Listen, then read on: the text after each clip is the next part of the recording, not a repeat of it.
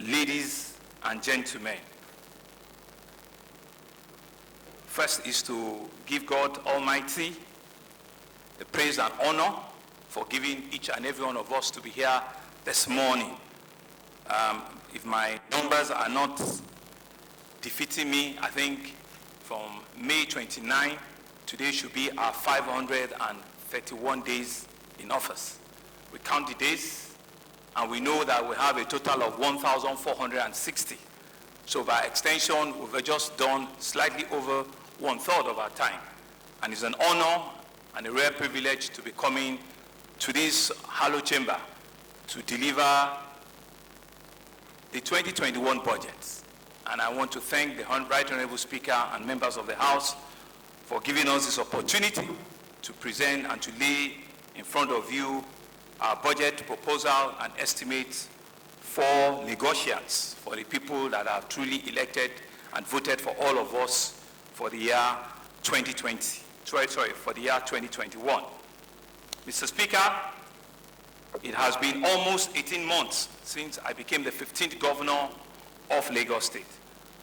While the last 1.5 years have been consequential and memorable, today's budget presentation provides an opportunity to enunciate our fiscal vision for the next 1 year, while quantifying our challenges, our triumphs, and developmental achievements in the last 10-11 months.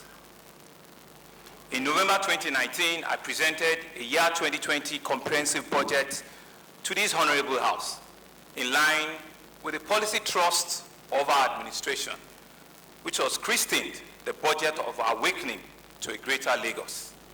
I'm here today to present the 2021 appropriation budget, which we have rightly christened the budget of rekindled hope. The budget of rekindled hope. The year 2021 is one of a rekindled hope in accordance with recent events of global and national proportions, especially the COVID-19 pandemic and the very recent NSAS protests, the general feeling of disenchantment in the polity, the social economic yearnings of Lagosians for good governance, and the stringent calls in all societal spheres for a more representative democracy that speaks to the issues of sovereign wealth, that speaks to economic growth, that speaks to consistent progress and equitable quality of life. Mr. Speaker, the 2021 appropriation bill encompasses the message of a rekindled hope, the same message that we had been disseminating to Lagosians since March, when we experienced the first COVID-19 case, and since October 11, when the NSAS protest first erupted in Lagos State. More than ever before, our government remains committed to communal cohesiveness and inter-ethnic unity. We will resist every attempt to cause division amongst the numerous ethnic nationalities who call Lagos their home. Lagos State remains a microsome of the entire African continent and a melting point for all Nigerians. Nothing and no one can undermine our security, our continued oneness, and our unrivaled dedication to the prosperity of our people. This budget preparation and presentation reflects our desire to rebuild the trust of our people in this government, even as we commit significant human and financial resources to the rebuilding of Lagos, while doing all we can to move on from the very unfortunate looting, arson, destruction, and vandalization which we witnessed in this state barely 3 weeks ago. Let me reiterate that this time, it is time for all of us to unite for one more prosperous Lagos State. This is the time to collectively optimize emerging opportunity in a rapidly changing global world. We have an audacious governance goals which we cannot achieve without the concerted effort of all our people. We should not allow the events of the past few months to obliterate our consistent cycle of socio-economic progress. Let us begin to rebuild our state within the determination and optimism, even as we advance the interest of the electorate and restore their confidence in this government. I want all Lagosians to know that the protection of life and property remains a priority of this administration. To the entrepreneurs whose businesses were looted and vandalized, I urge you to take the helping hand offered by Lagos State government through the Lagos State Employment Trust Fund, while we work on other interventions to cushion the effect of your losses. We are in this together. We share the resilient Lagos spirit, which harbors defeat. We must be intentional about a courageously rebuilding Lagos State, which has always been reputed for its political and economic freedom in our whole nation. Before I delve into the 2021 budget estimate, may I, at this junction, crave your indulgence to offer a minute silence in honor of our various heroes, our youth, and some of them are children, as well as our gallant police officers who have lost their lives during the unfortunate NSAS project. Their lives, lost their lives while trying to make Nigeria a better place, a country we all can truly be proud of. Please, Mr. Speaker, may we just rise for 1 minute to observe in silence. May we rise for 1 minute silence. Thank you very much.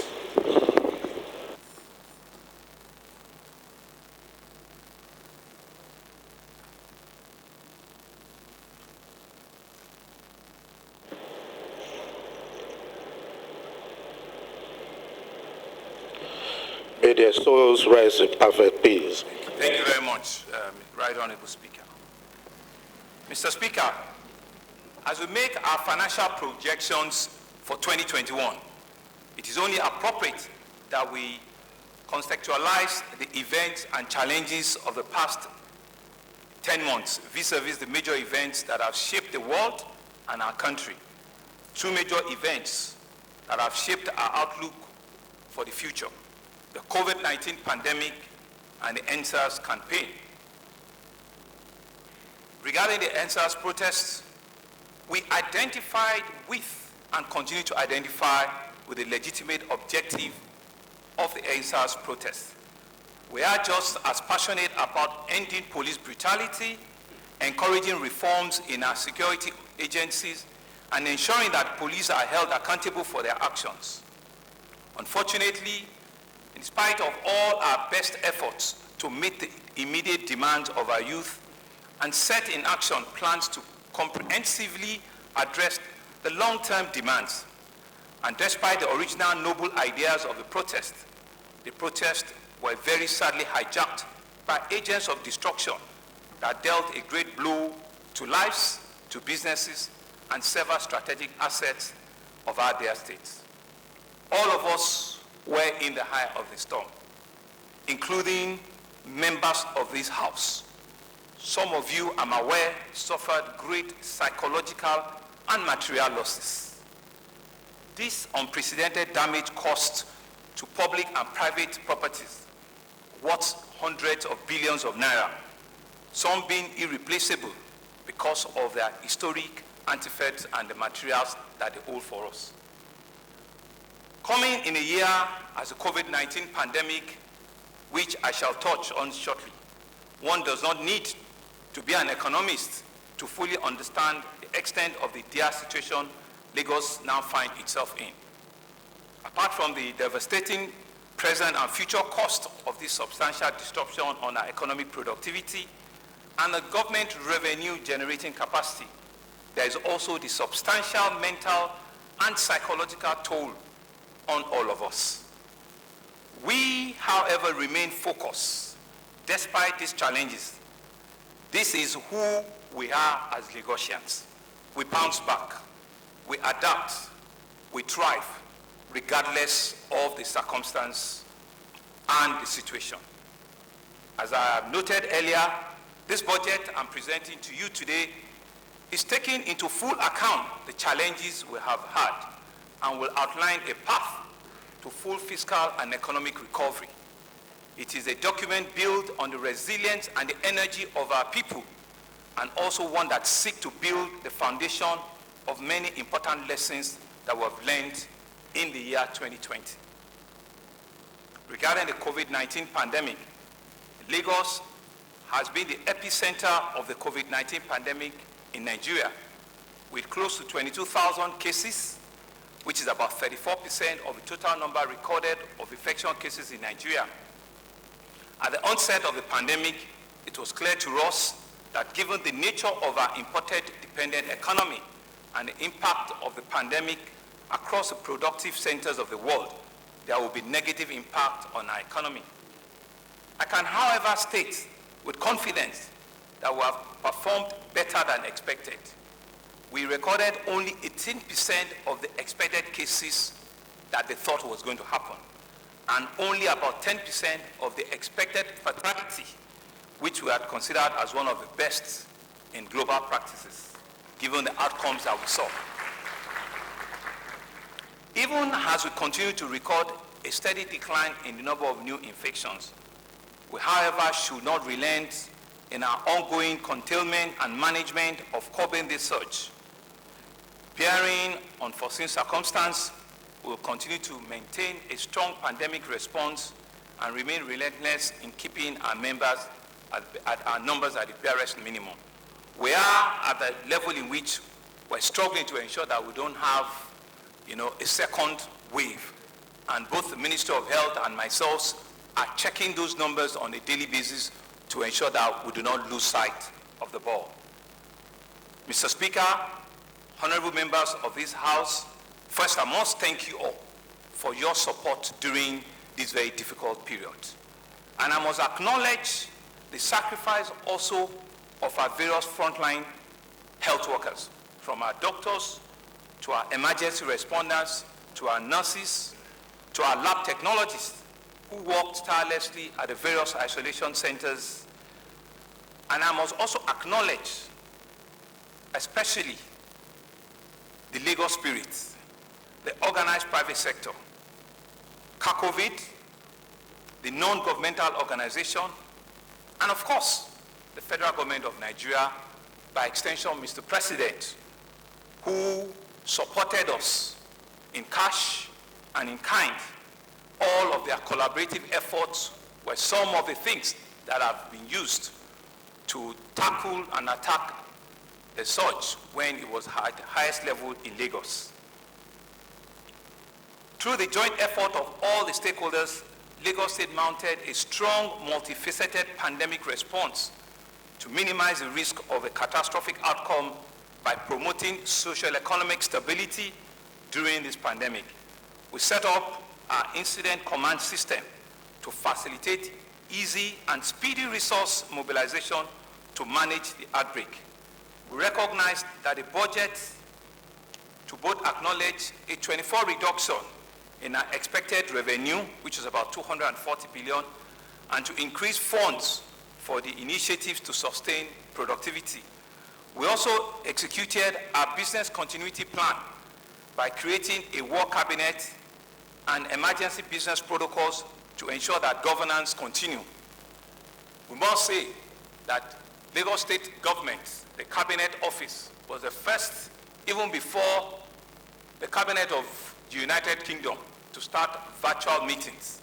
And to date, we have held almost 30 virtual meetings, which has enabled us to continue to err and push governance, even during these very difficult times. Ladies and gentlemen, despite this harsh economic climate occasioned by the pandemic, I'm pleased to report that Lagos State invested heavily in several interventions to minimize the health and economic implications of the pandemic. And I'll just mention a few of them. We had accelerated testing capacity by designating over 30 sample collection centers in our local government, partnering with 11 accredited private laboratories to reach a testing capacity which was over 2,000 at some point on a daily basis. We increased the isolation center to about 10 at the height of it, and we accredited 4 private hospitals to manage COVID-19 patients. We used over 1,000 contact tracers. We used over 20,000 people at various levels, and these levels covered close to 900,000 households were reached during that period. In line with our deliberate citizens engagement strategy, we increased the level of proactive communication and collaboration with our citizens. We had over 22 updates, whilst we deliver, as I was the incident commander, daily case count updates, as well as containment and management strategies that has been initiated by the state. During this period also, the state government were able to facilitate the first phase of a 6,000-kilometer unified fiber duct infrastructure deployment under a PPP initiative, which brought about high-speed broadband internet connectivity to homes and offices and institutions like schools and hospitals. I must thank Mr. Speaker and this Honorable House for approving, even during the COVID-19 lockdown, for approving that broadband internet access for us. You came around and you did approve that initiative for us. I want to thank you very much, and I see real collaborative effort between ourselves and yourselves. This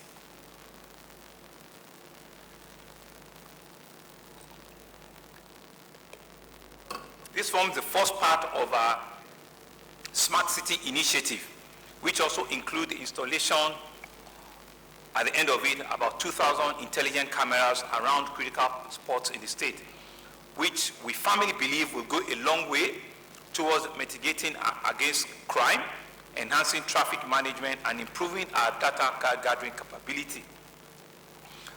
We're also on the back of an improved city-wide coordination from our command and control center. We have also deployed electronic devices to over 9,000 teachers, and it is planned to reach about 350,000 pupils in all of our public primary schools. We intend to continue to expand this program by working with the private sector to reach 20,000 teachers and about 1 million students over the next 1 or 1.5 years. I'm pleased to also inform you that we launched Eco Telemed, the first state-of-the-art telemedicine platform in Nigeria. This is also unprecedented, and I'm proud of this very simple, noble achievement.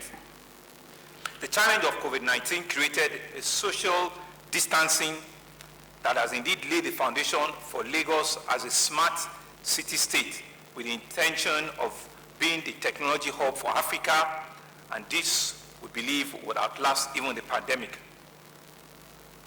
To boost employment and to encourage entrepreneurs, a total of 103 billion was invested in infrastructure to signal our faith in the future. We provide employment and downstream contracts for MSMEs.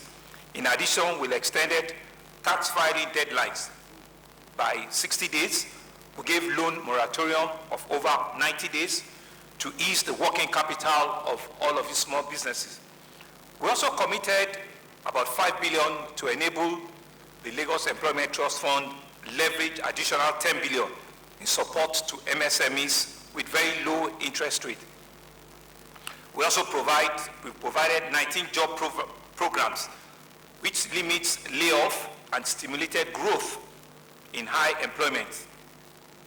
This program created about 395,000 jobs directly over the last few months in construction and agriculture specifically.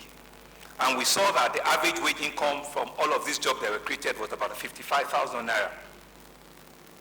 While it is greater than the national wage minimum, we have also flagged off the paid internship program, which will allow about 4,000 young graduates to get job experience over the next 6 months.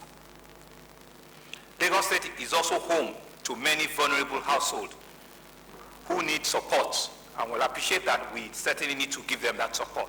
And so we set up 202 food distribution centers across our local governments, which on a daily basis gave about 37,000 household packs for raw food, and which they fed about 100,000 indigent youths.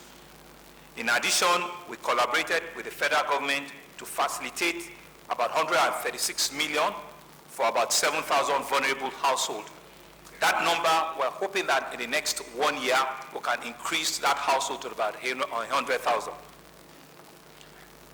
I'm exceptionally proud of the hard work, the diligence, the sacrifice, and the tireless effort of every member of this government.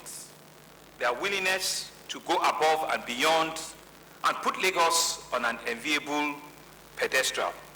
I'll just take a few slides to review the 2020 budget. Mr. Speaker, honorable members of the House, let me seize a moment to just talk about our achievements in the 2020 budget. In May, we were compelled to slash the 2020 budget by about 21%, in line with the new realities that we find ourselves. The budget was slashed from 1.16 trillion to about 920 billion. The Lagos State House of Assembly approved that revised budget in August 2020 with a 10% reduction in recurrent expenditure and a 24% reduction in capital expenditure.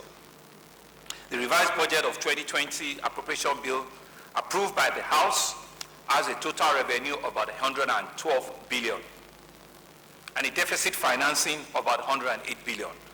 The recurrent expenditure was put about 413 billion, while the capital expenditure was 507 billion, which makes even the readjusted budget at 55-45 capital to recurrent expenditure. And I want to thank you very much, for that collaborative effort again.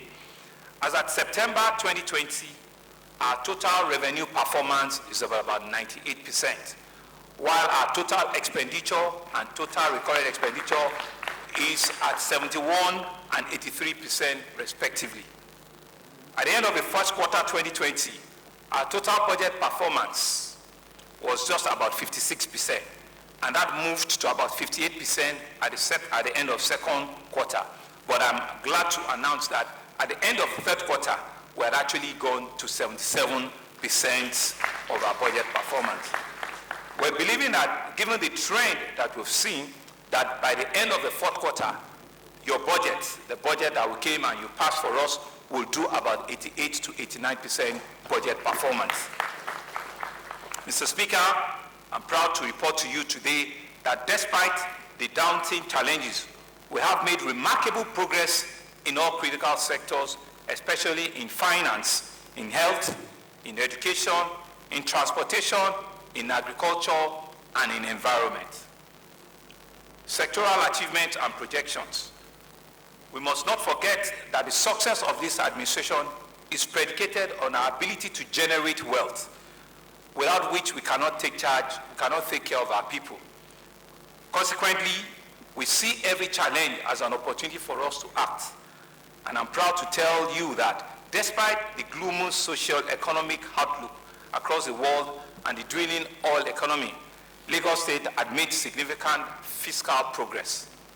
On the finance side, we're able to successfully restructure all our existing internal loans from a high interest of averaging 18 to 20%. We're able to restructure all of them to 12%.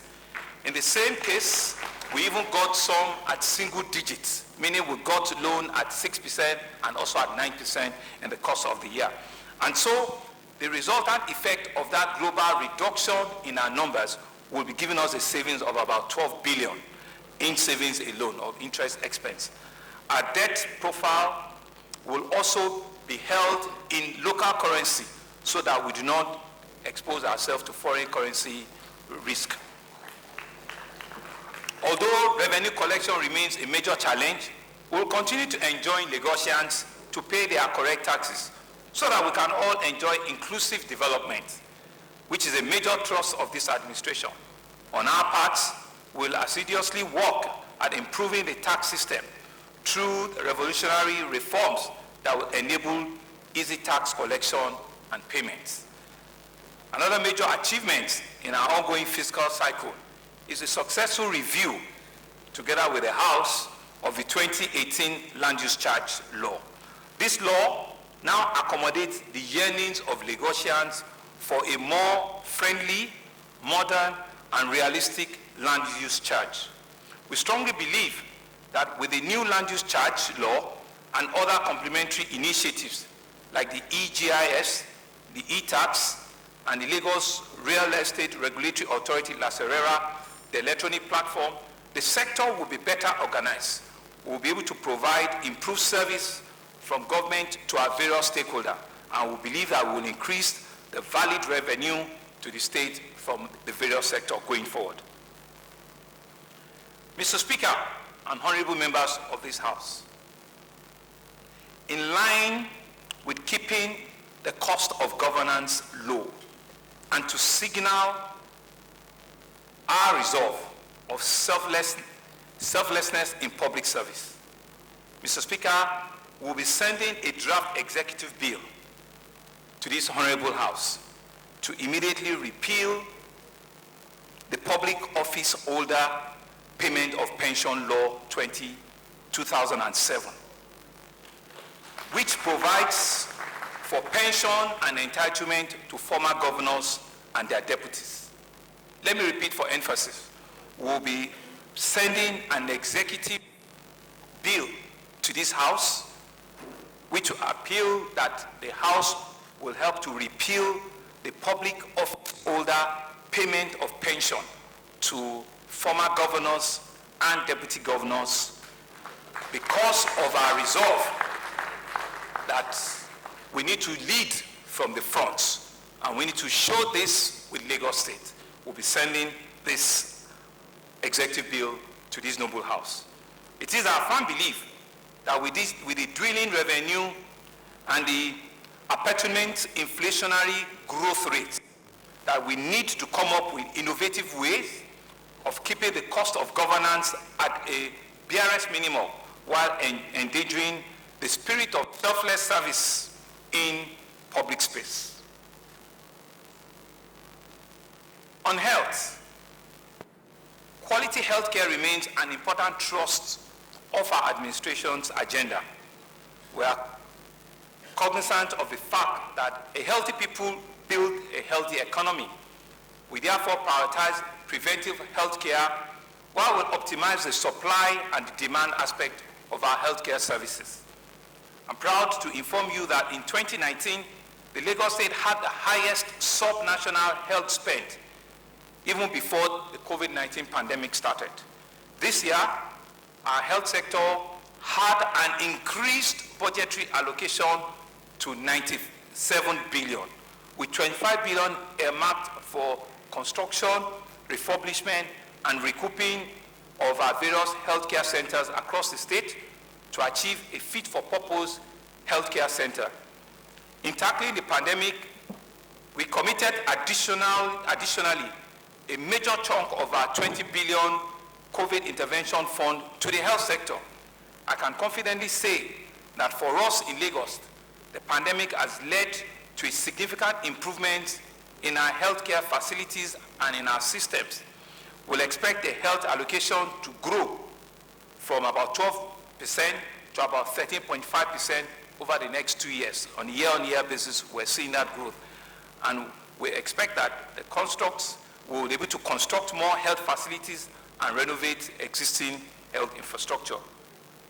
Mr. Speaker, honorable members of the House, I'm pleased to report that we have completed the equipping and furnishing of our maternal and child care center at Badagry and Epe. We are also at the present rehabilitation. We're also presently rehabilitating our general hospitals at Isolo, Kilometer, Have, and the General Hospital, Lagos.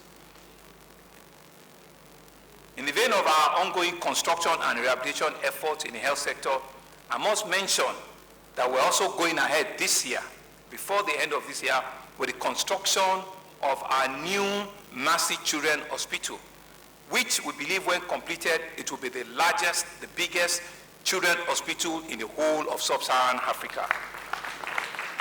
In addition to this, Mr. Speaker, we will also be flagging off the construction of the Ojo Amuwo General Hospital. We will also be constructing the state-of-the-art psychiatric hospital at K2 Ejirin.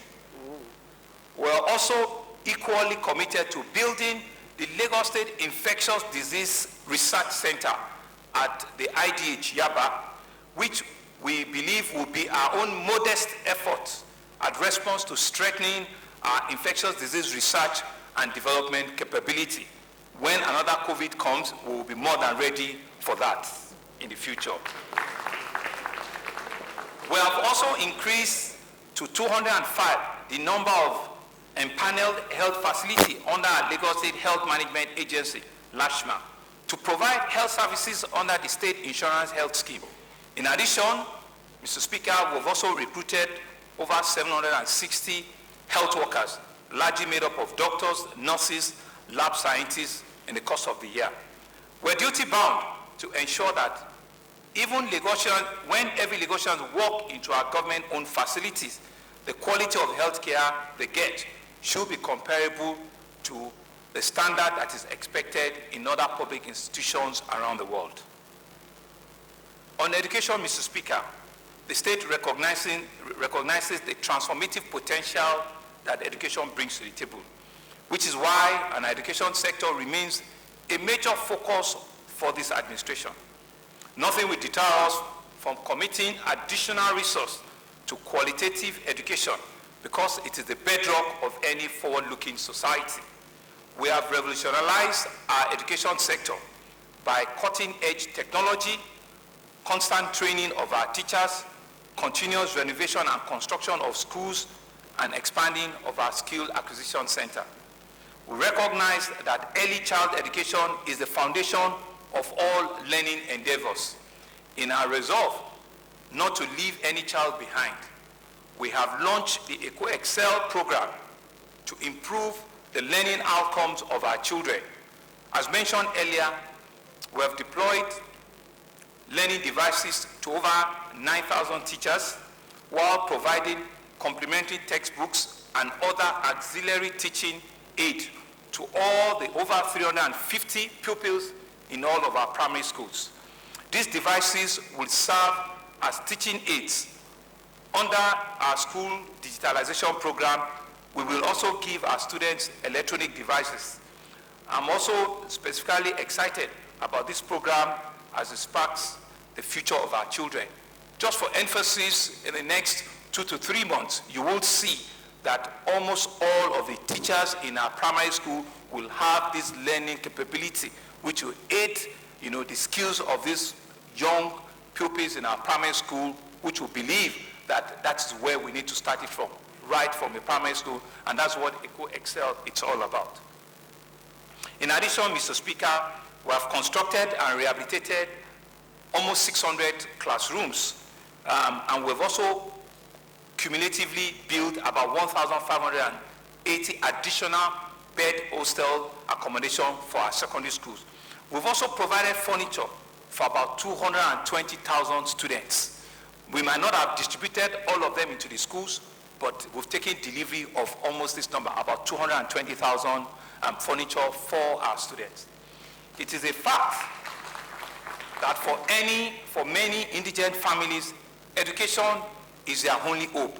It is more or less the only lifeline which they can be lifted out of poverty, and they hold tenaciously to their belief in the state government to provide their children with both qualitative and quantitative education.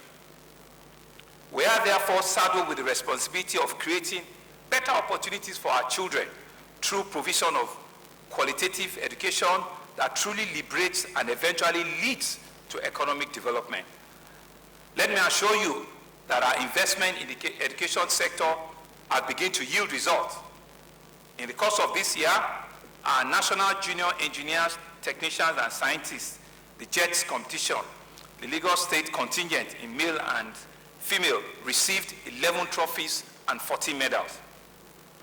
Also, in the year 2019, the finals of the National Robotic and Olympiads, which was held at the World Robot Olympiad held in Hungary.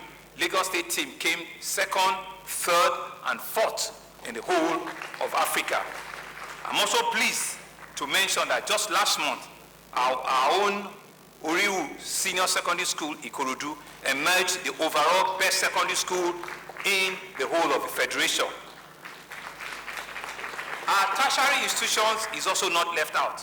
The Lagos State University, or Lasu, emerged as the second best Nigerian university in the Times Higher Education World University Ranking for 2021, and it is first amongst state and private universities in the whole of our country. From cradle to career, our approach to education is predicated on boosting learning through technology and other modern tools. In the last 500 days, this administration has renovated over 20 libraries and information technology centers across the 6 education districts we have. We have also trained over 100,000 students in coding through the Code Lagos, a program that covered 656 public and private schools in the state. Our education policy and intervention reflects our current realities, which is why we are the first state in the country to approve an e-learning infrastructure for state-owned tertiary institutions to mitigate the effect of the pandemic in our schools' access to education. With over 250 million already disbursed in the course of the year for bursary awards to over 8,200 beneficiaries, and to almost 200 million as scholarship award to almost 845 beneficiaries, we're set to do more in ensuring that nothing deters our people from access to good education. Mr. Speaker, under transportation and infrastructure, our audacious disposition to governance is evident in our approach to transportation and traffic management, which is our first pillar in this administration's team's agenda. And in line with this, we made a decision to solve about 60 identified gridlock points across the state, in addition to converting 6 critical junctions and roundabouts. And I'm sure you've seen some of them at the Kotun, at the Opebi, on Ale, and about 3 of them on the Lekki corridor. We are putting with synchronized signalization and to increase vehicular capacity. We are also commencing some strategic transportation projects. We have now reached a financial close for the Red Line Rail project under a long-term bespoke, first-in-class financing structure of about 100 billion, a single-digit interest rate. No thanks, or a big thanks to this House for supporting us in this very laudable initiative. It's the very first again in our country, a single-digit, bespoke, creative financing that we'll be using for our red line. This red line will provide a 24-kilometer rail line from Agbado to Imbo, and it will reach Marina in the second phase. When completed, it's expected to have 8 train stations. It will have 10 bridges, overhead bridges, and it will have 13 pedestrian bridges across the length and breadth. It's supposed to move over 20 million people on a monthly basis and reduce their travel time from about 2 hours to less than 45 minutes. We want to thank the House for this support once again. We're also determined to raise the required funding to complete the 27-kilometer blue line, which is from Okokomaiko to Marina. You can see that work has not stopped. The columns, the bridges are going on, and we're committed also to the red line, to the blue line. Like the red line, the blue line is also supposed to move about 12 million passengers on a monthly basis. Some of our other ongoing transportation projects include what we call a very creative regional bypass road, which is a 9-kilometer, 3-lane, rigid pavement, which has 2 bridges from VGC off the Lekki-Ekpe Express Road to Freedom Road. This road had started, and we're believing that within the next year and a half, that road should be completed. Also, a month ago, we flagged off the 18.7 kilometer, again, 6 lanes, 3 lanes on each side, rigid pavement from Eleko Junction to Ekpe Township Road on the Lekki-Ekpe Express Road. These roads, we believe, will help us finalize the full viability of the proposed 4th mainland bridge. These 2 roads that I just mentioned are part of our own interventions so that when the concessionaires come for the Fourth Mainland Bridge, we will have done what we meant to do. The Fourth Mainland Bridge, by the grace of God, we might be able to do the financial closure next year. It's a 37-kilometer ring road that takes you from the Lekki-Epe Express Road and finally take you to the Lagos-Ibadan Express Road. Honorable members of the House, let me assure you all that we have continued to deliver on our various other road projects across the state, despite the slowdown occasioned by the pandemic. For example, we're doing what we call regional integration in Ikoyi. For Ikoyi people, Thompson, McDonald, Milverton, it's been going on. In Victoria Island, Olugun-Agbaje and Adiola Hopewell, it's also going on.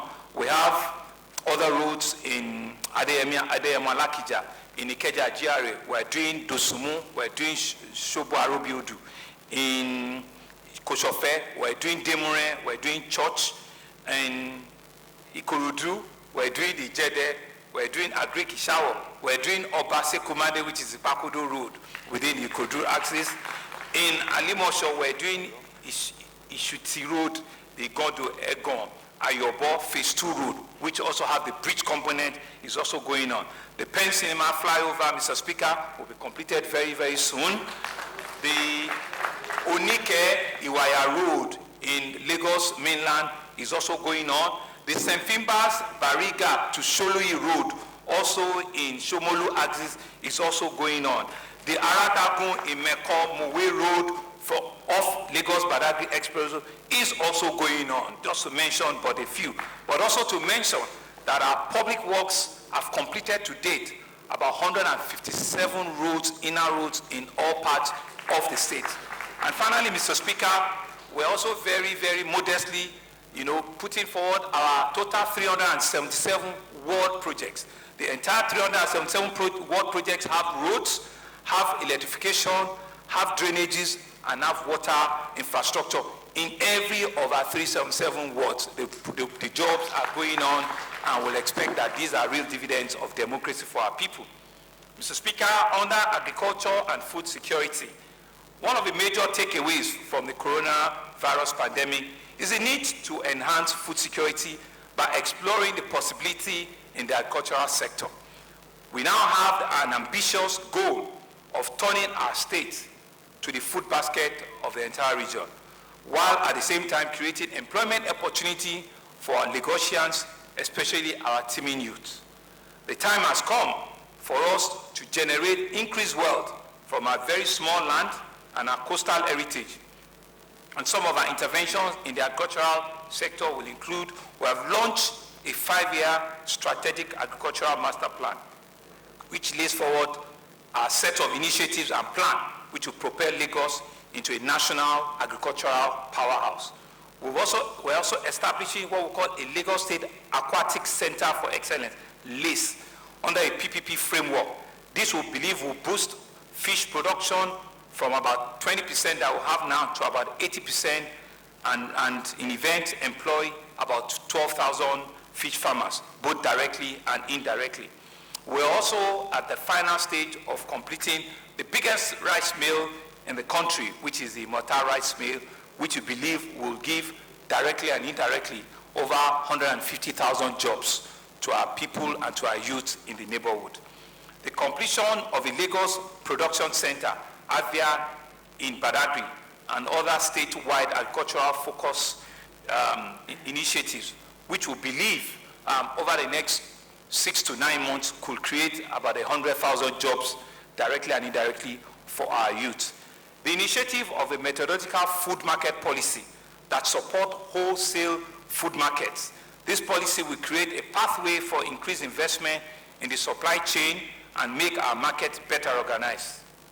We recognize the potential and will establish stakeholders in the agricultural space to partner with us. Agriculture is a critical component of our social economic growth and in development in Lagos. And I want to say that Lagos is willing and ready to tap and harness the benefits that we believe is available in this sector. Mr. Speaker, honorable members I will now present the 2021 budget. The 2021 appropriation bill, which, like I said, we've called the budget of rekindled hope, to reflect our determination to rise above the challenge that has affected our development indices in the last 10 months. This budget of rekindled hope demonstrates our willingness to overcome all obstacles and deliver all electoral promises to Lagosians. Let me assure you that we have not deviated from the promise we made when this administration was inaugurated on May 29, 2019. We will fulfill each of these promises. We have a special responsibility to deliver every of our campaign promise. I urge Lagosians to tenaciously keep hope alive, and we forge ahead together with our plans, our programs, and our project designed to achieve the Lagos of our dream. As we go into the 2021 budget of rekindled hope, it continues to remind us about our team's agenda, which is just as relevant as it's always been. This was the agenda the people voted for and continue to affirm through the collective fora and civic engagement undertaken through the budget process. And I want to thank the honorable members of the House for your interactive session on 29th day of October 2020 at your various constituencies. All your observations and comments have also been taken on board at the preparation of this budget. The coronavirus pandemic and the NSAS protests have also heightened the need to urgently implement all of our agenda under the team's agenda.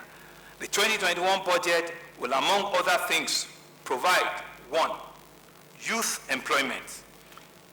It has become expedient to leverage our developmental effort by focusing on sectors with job creation potential, like agriculture, construction, technology, and security. We are set to improve the economic condition and social safety needed for our youth and all hardworking Lagosians to flourish.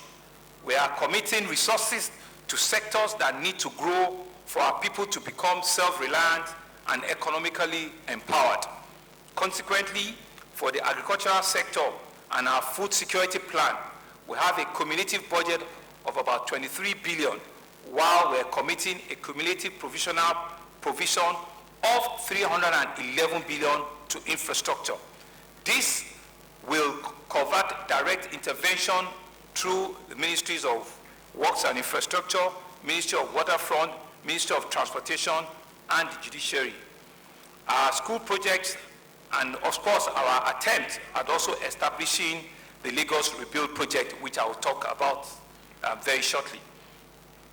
This does not include the value to be created from executing the rail, the blue line, and the red line, which I'm sure you know it's like an off-balance sheet item. We're treating it. To continue to drive our digitalization strategy, we have committed a total of 37 billion investment in technology, whilst in the environment and health services, we are committing a total of 48.2 billion and 111.9 billion respectively. In line with our urgent need to light up Lagos and to bring a set of initiatives in the energy sector and to ensure that Lagos economy is supported by the initiative of Power One Community at the time. To this, we're committing about 32 billion in the 2021 budget.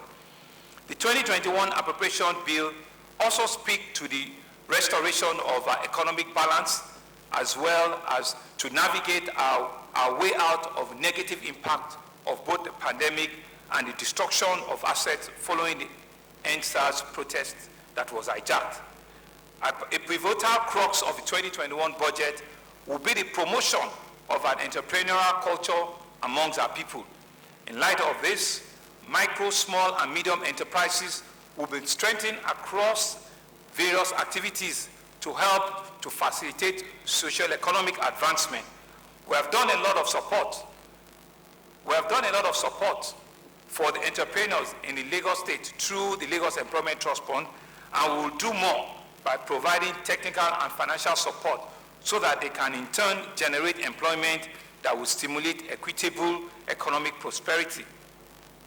We understand that we must consolidate our gains in technology sector for accelerated growth and job creation. And in order to achieve this, we will collaborate with major players in that space, like Oracle, Microsoft, and Google, to prepare our youth for IT jobs in the market. As we focus on job and wealth creation, we will also prioritize security of life and property. And of course, we will continue to gather local intelligence in our various communities by ensuring a significant number of our neighborhood watch officers are re-energized, they are re-employed, and they are also reactivated for the next 1 year.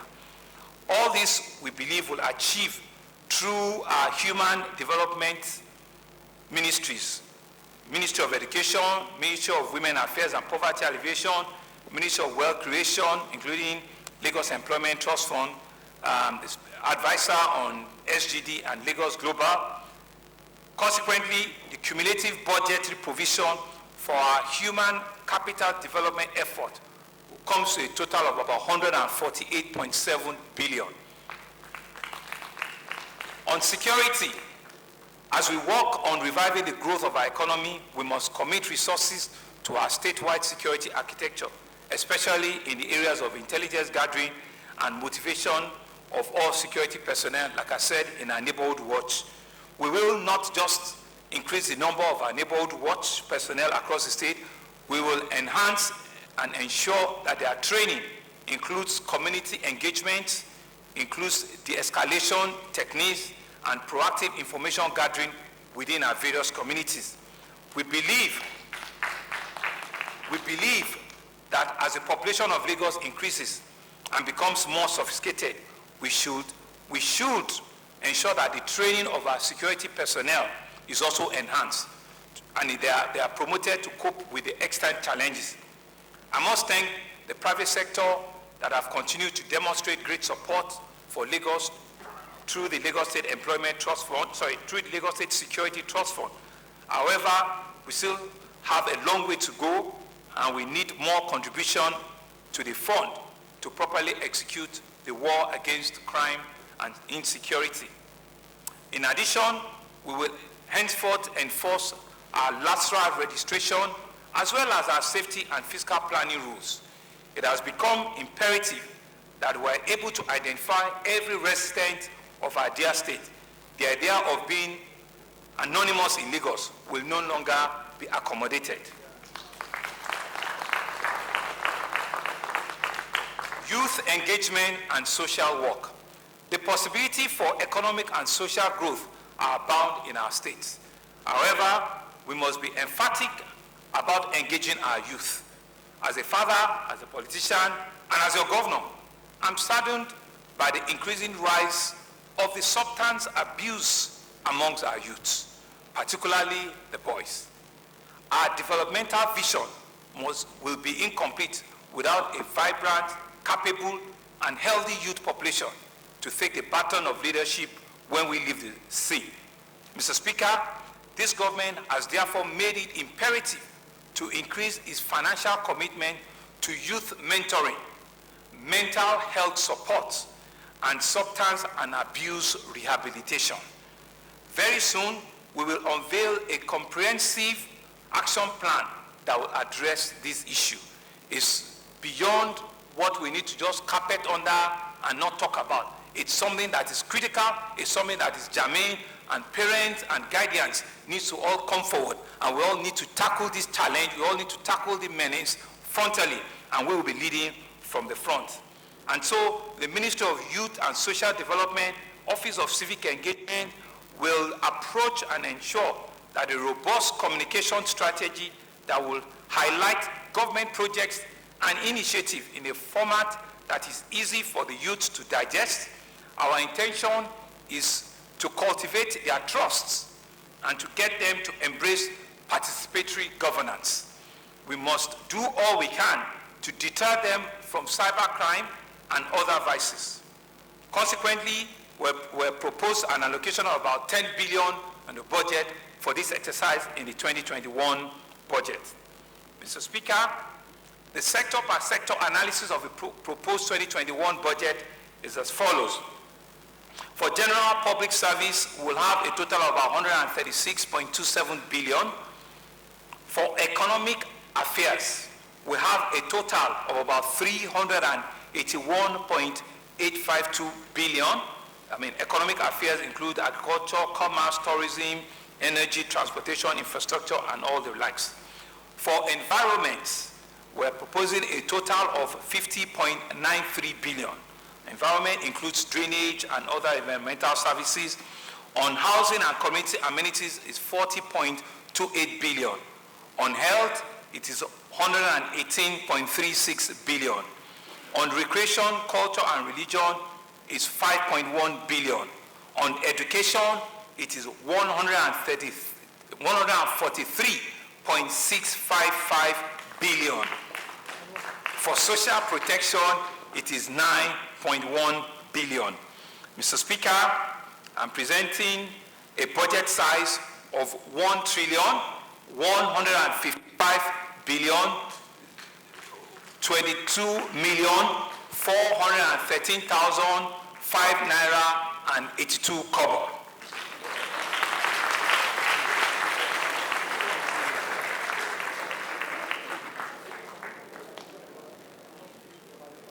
I want to assure this Honorable House of our administration's firm commitment to a legacy of hope, to a legacy of financial stability, to a legacy of fiscal prudence. We will reduce the discriminatory impact of poverty by strengthening all regulatory and institutional framework that are critical to the preservation of our state's rich cultural, financial, and historical heritage. We have resolved to keep exploring the public-private partnership strategy in the provision of infrastructure, social service, and the conversion of our challenges to opportunities within the context of our scarce financial resources. Let me reiterate our incident call for Lagosians to be given, let me reiterate our call for Lagos State to be given a special status as a nation's commercial nerve center. I don't think we're asking for too much, going by our huge population and the contribution to national prosperity. Accordingly, Lagos State's special status will improve our efficiency in managing some of the infrastructure that service our national economy. This is the heart of Nigerian economy. Every investment in the infrastructure of Lagos is an investment in the rapid economic growth of this nation. And so I want to thank this House ahead, because we're also bringing an executive bill forward, which I've discussed with Mr. Speaker, to set up the Lagos Rebuild Project, which is a trust fund on rebuilding Lagos. An executive bill will also be coming to the House in the next couple of days or weeks ahead. I'm grateful to the organized private sector for always responding to our call for partnership. We have seen some of them coming up with the highest level of partnership, and we're indeed grateful to them. They have shown uncommon support for our government, and their commitment to civic engagement is unparalleled. The same goes to all the security agencies. They are always there when we need them, and I want to thank them. Let me also thank all members and all workers in our various ministries, departments, and agencies for identifying with our vision and working hard to achieve our set objectives. We have made considerable progress, but we are not where we want to be yet. There is still so much work to be done, and there is not the time for us to rest on our oars. I urge you to avoid complacency. You must remember that we all have the collective task of implementing public sector reforms for more efficient and qualitative service delivery. I urge you to imbibe the values of transparency, integrity, and accountability as we invest in the training that puts you at par with other developed countries in the world. You hold Lagos State the responsibility of acquiring the skills and the attitude needed to advance the public interests. Mr. Speaker, I also want to appreciate all the honorable members of this House for your support, for your patience, your understanding, and your continued cooperation. Your words and action are truly above the common standards of excellence. I want to thank you for being responsive to the needs of your constituents. I hope we remain united as we work to justify the confidence reposed in us by all Lagosians. I want to thank the leadership of this House. I want to thank each and every one of you for personally believing in the Jide Sanwo-Olu Hamzat agenda and for working with us tirelessly. I want to thank the leadership and our teaming members of our great party, the All Progressive Congress. I assure you that we will intensify the pace of work in the coming days to improve and to add to your life, to improve the level of trust and the level of commitment that will be given to you as the leaders in government today. I want to urge you to work with our government as we consolidate the gains of the past and confront the challenges of the future. Our valued reputation, our economic independence, and our treasured heritage are priceless. These are values that we must strive to protect.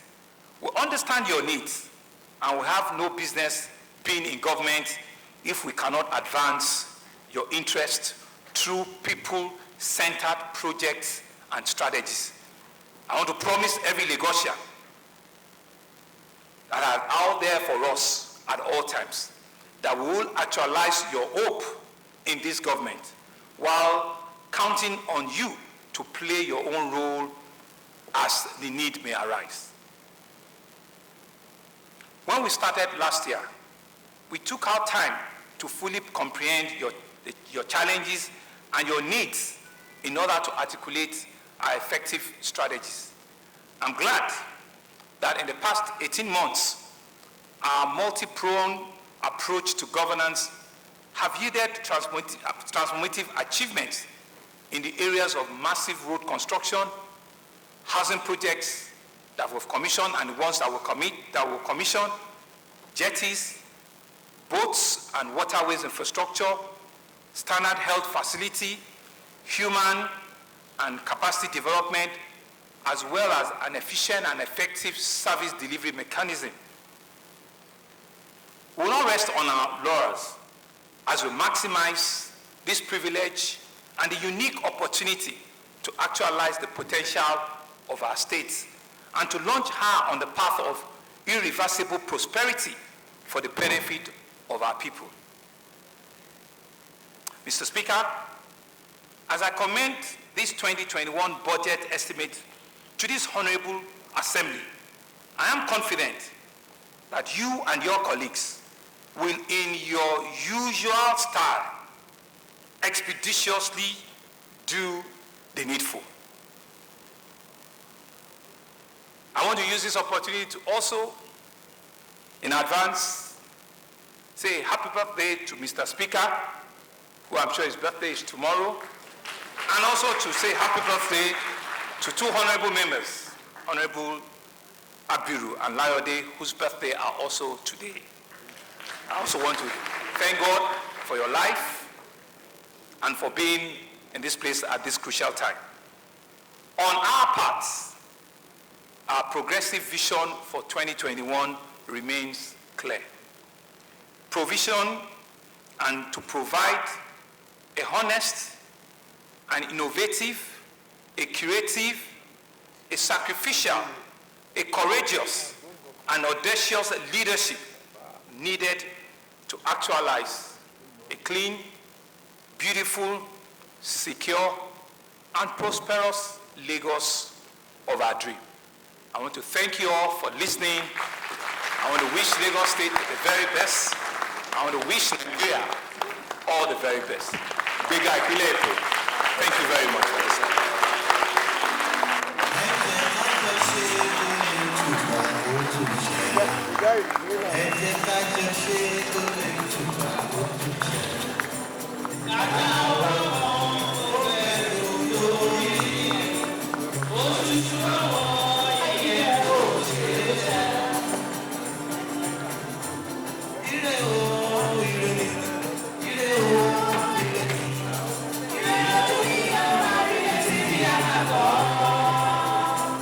You